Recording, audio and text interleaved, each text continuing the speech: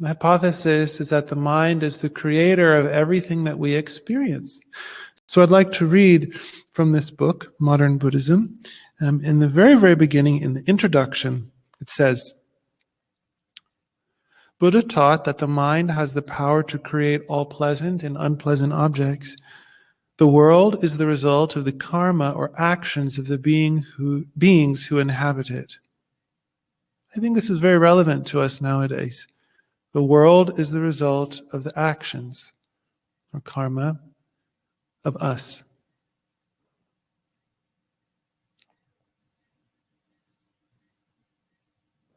We need to think about that. Does the world exist separate from our actions, or is the world totally dependent upon our actions? Does the world exist as a result of our actions? We need to think about this, experiment with this idea. Further, it says, a pure world is the result of pure actions. Pure actions. It's a different phrase. I don't think we normally speak like this, pure actions. We might say good actions. Specifically, we're speaking about purely motivated actions. Pure actions. So the world is the result, a pure world is the result of pure actions, and an impure world is the result of impure actions. Since all actions are created by mind, ultimately everything, including the world itself, is created by mind. There is no creator other than the mind. That's a huge statement. But it's very, very logical. It's very logical. I'll read it again. Since all actions are created by mind, part 1. Part 2, ultimately everything, including the world itself, is created by mind.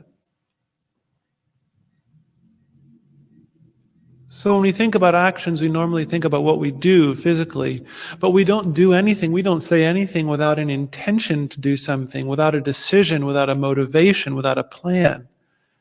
And all of that has to do with our mind. Without intentions, motivations, decisions, or plans, we're just like a blob.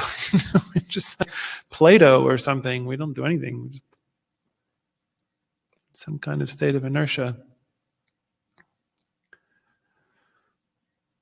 Because what we do and say originates from the mind, all actions are created by the mind. Ultimately, everything, including the world itself, is created by mind. This is entirely logically consistent. There is no creator other than the mind. Okay.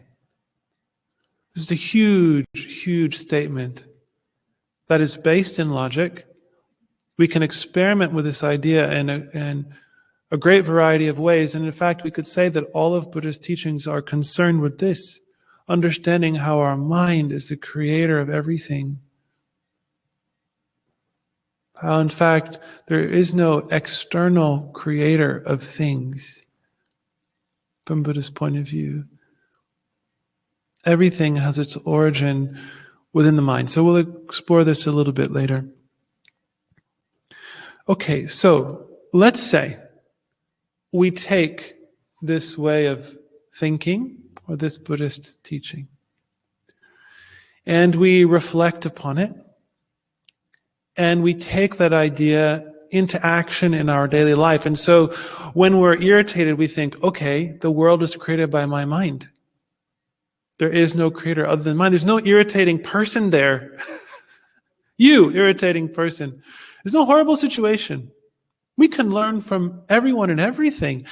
So if we take this teaching, which is deceptively simple, but we apply it, and we think, okay, I'm going to think that this is a lesson for me. Then the world that we see is different than the problem world.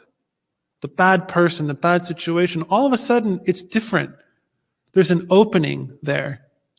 There's room, our mind is more open, less stuck, more peaceful. Our world is created by our mind.